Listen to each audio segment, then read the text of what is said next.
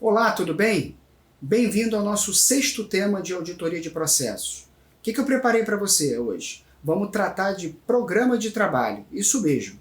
Vamos entender como que funciona o programa, qual é a relação do programa com a matriz de riscos e controle e quais são os elementos que compõem o programa, ou seja, os tipos de testes necessários a serem relacionados no programa. Quer saber melhor? Vem comigo que você vai entender.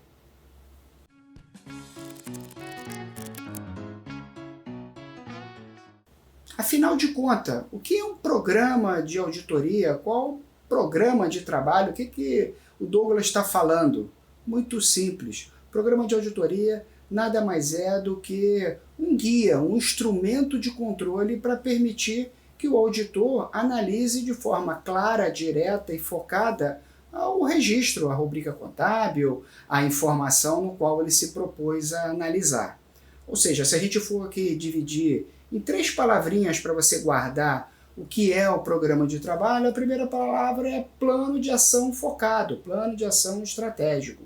A segunda palavra é uma definição ordenada de ações, de um checklist, na verdade, para garantir o cumprimento e a garantia da opinião daquele auditor. E o terceiro elemento é o foco. Ele permite ao auditor um foco por área de trabalho.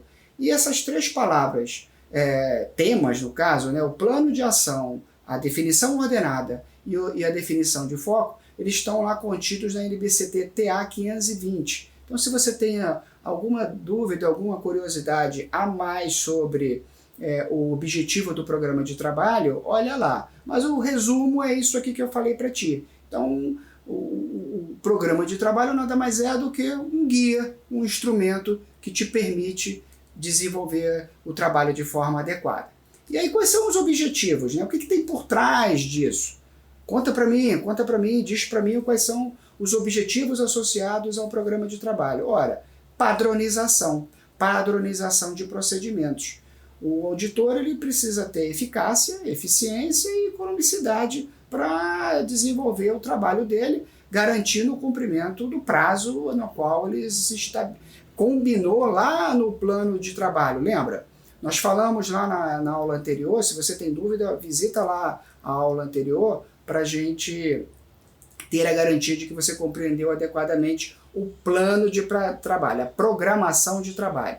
Uma vez feita essa programação, ele assume o compromisso de que ele vai começar num determinado período, cumprir aquele trabalho, aquela análise daquele procedimento num determinado período, e para isso ele precisa se ordenar. O ordenamento aqui, a ordenação, melhor dizendo, da análise, ela passa pelo programa do trabalho. Então, é um método, uma forma, um checklist para garantir a padronização dos procedimentos. E aí, consequentemente, evitar que ocorram desvios, que sejam omitidos aí procedimentos relevantes no desenvolvimento daquela rotina, daquele trabalho. Para quê? Para melhorar a qualidade. Ora, se você precisa de foco, você precisa de um guia, e o programa de trabalho ele te oferece esse guia, estabelecendo naturalmente uma política metodológica para garantir a execução do bom trabalho do auditor. O que é o programa, então, qual é a essência do programa, qual é a vantagem do programa, efetivamente? Ele te dá velocidade, ele te dá foco, ele identifica aquelas considerações a serem tratadas por parte do auditor, ele controla melhor o tempo de execução do trabalho desse auditor, uma vez que ele sabe muito bem o que ele vai ver, como vai ver e por que vai ver efetivamente, e garante uma sequência lógica, uma sequência cronológica, de forma a ter início, meio e fim no desenvolvimento do trabalho do auditor. Como consequência disso, ele tem uma fotografia mais clara, precisa da realidade. Estou colocando aqui para a gente discutir junto a relação, então, desse checklist, desse guia com a matriz de risco e controle. Ou seja, vou contar só para ti, a essência, o objetivo, o foco, a origem do programa de trabalho é a matriz de riscos e controle. Lembra que na aula anterior a gente tratou sobre como estruturar uma matriz de risco-controle? Pois bem, a matriz está alinhada a um processo, esse processo tem um objetivo, tem um risco e tem um controle. Sabe o que é o programa, então, de testes do auditor? Nada mais é do que a validação, corroborando se aquele controle descrito na matriz de risco ele está funcionando ou não está funcionando. O link, então, se o controle ele existe, se o controle ele se faz seguro, se o controle ele precisa ser melhorado, isso quem vai responder é o programa de trabalho. E o que tem nesse programa de trabalho? Qual é a cara desse programa de trabalho? É o passo a passo associado ali ao teste realizado ou aos testes realizados, podem ser e devem ser mais de um, em cima do controle identificado na matriz de risco. É isso que a gente precisa ter de segurança, porque é esse controle que vai mitigar ou eliminar o risco associado. E quais são os tipos de análises, de testes que existem, né? Como que se dá o desenvolvimento do programa de trabalho? Se dá através dos testes. A NBCT T101, ela diz claramente a natureza dos testes, a natureza dos elementos necessários para compor o programa de trabalho, mas a gente aqui vamos definir primeiro o que são testes de auditoria, né? Testes compreende ali um exame, um percentual, uma amostra, uma análise de documentos, de controles, de ambiente de controle, para garantir a opinião do auditor no que diz respeito à exatidão, à veracidade, à legitimidade da análise a ser desenvolvida por esse profissional. E como que isso é feito?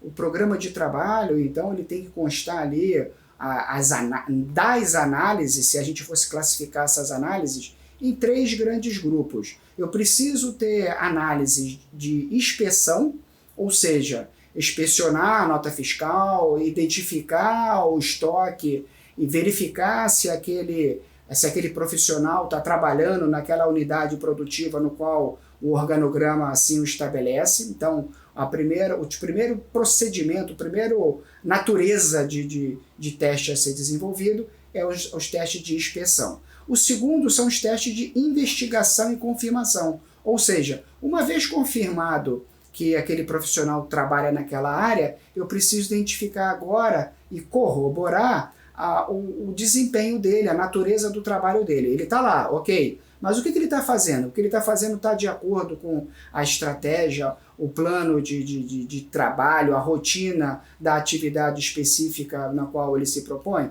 Aquela nota fiscal que ela existe efetivamente, ela está ali registrada dentro da competência, dentro da natureza, considerando todos os impostos associados? Então é a natureza investigativa no que diz respeito ao teste.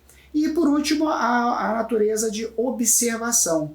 Não basta só eu verificar se aquela nota fiscal existe, se ela está registrada e contabilizada de forma adequada, com a carga tributária competente, mas eu preciso acompanhar o processo de tratamento dessa nota fiscal. Se a gente for falar daquele camarada que está lá no estoque, eu preciso observar não só que ele existe, não só que ele está desenvolvendo as funções dele, mas se ele desenvolve as funções dele de forma adequada. É essa a ideia da natureza dos tipos de testes necessários ao programa. E se a gente fosse aqui dividir, então, essa natureza por evidência de testes, né, os 3 elementos lá da natureza dos testes, de 2 formas, a gente teria testes de controle e testes de procedimentos. Isso que estabelece, mais uma vez, é a regra, é a NBCDTA 330. Então, olha lá a 330, que é uma dica legal para você mergulhar os tipos de testes que existem. 2 grandes grupos, os testes de controle e os testes de procedimento. Os testes de controle, na verdade, são aqueles testes que eu tenho como objetivo avaliar a efetividade do controle operacional. Será que ele está prevenindo? Será que ele está eficiente? Será que ele está ali garantindo o que ele se propõe a desenvolver, a realizar? testes de controle. E os testes de procedimento? Os testes de procedimento são aqueles testes mais analíticos, aqueles testes onde eu detecto distorções relevantes no nível de afirmação dentro daquele procedimento. A gente vai entender muito bem, no detalhe, esse tipo de teste, como executar esse tipo de teste, se você assistir depois o próximo vídeo. E por falar em vídeo, não deixe de dar o seu like, não deixe de fazer a sua inscrição, porque é um fator crítico de sucesso para a melhoria do material, para a otimização dos vídeos, dos materiais que a gente se propõe a trazer. Então coloque o seu comentário, dê o seu like, faça a inscrição, que vai ser bom para você e principalmente bom para o canal. Legal? Voltando aqui, vamos entender então quais são os exemplos de tipos de testes de observância e tipos de testes substantivos, testes de procedimentos, né, que a gente descreveu para vocês, que são os dois tipos. Os testes de observância, aqueles testes de, como o próprio nome diz, é verificar a assinatura, é verificar o exame documental, é verificar se existe segregação de função, é verificar a aplicação de questionários ali, de qualidade, se os questionários são aplicados ou não, é efetuar uma contagem física, ou seja, eu estou garantindo ali através da minha inspeção, da minha validação, minha aderência àquele controle, se o teste está sendo observado de forma adequada. E os testes substantivos? Você pode me dar um exemplo, Douglas? Claro, sempre. Estamos juntos. Os testes substantivos são aqueles testes de circularização, por exemplo. Aqueles testes de conciliação. Observa que o de observância, e aqui não é pleonasmo, eu tinha que dizer dessa forma, o de observância eu estou analisando o documento. E o teste substantivo é um teste mais amplo, é um teste de validação de cálculo para verificar se o cálculo foi aplicado de forma adequada. Aonde? Naquele documento que eu selecionei para análise.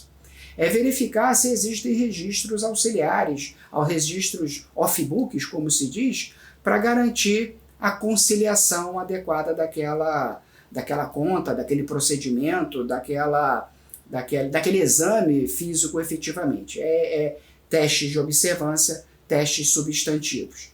E para a gente fechar então o nosso entendimento com chave de ouro, estou compartilhando aqui com você, dá uma olhadinha, uma associação de uma matriz de risco com o programa de trabalho. Aqui é a matriz de risco, né? Eu vou olhar aqui, vou colar, né? Vamos junto. Eu tenho aqui uma matriz de risco normal, com a descrição da rotina, do subprocesso, do macroprocesso, enfim, não importa. O objetivo, o risco, o controle. E aí, o que eu vou fazer efetivamente com esse controle? Eu vou testar. Como que eu vou testar? O programa de trabalho, então, ele tem essa estrutura. Aqui é um exemplo, é um modelo. Você vai encontrar vários outros modelos aí no mercado, cada empresa trabalha de uma determinada forma, mas a alma dele, o âmago dele, a essência dele, obrigatoriamente tem que ter ali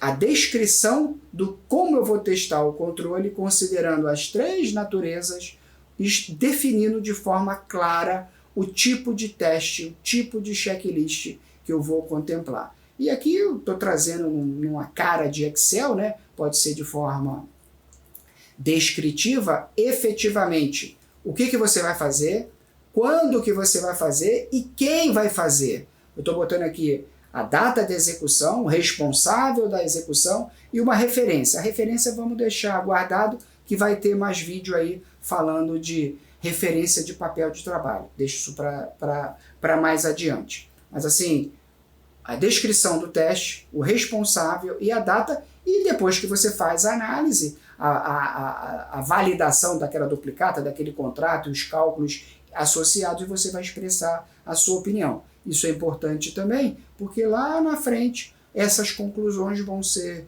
acumuladas e vai formar o relatório, a opinião final do auditor. Legal? Eu tenho certeza de que agora, a partir de já, você sabe muito bem o objetivo, a natureza e o que contém um programa de trabalho. Qualquer dúvida, escreva para mim novamente. Fique na paz. Um abraço, hein? Tchau, tchau.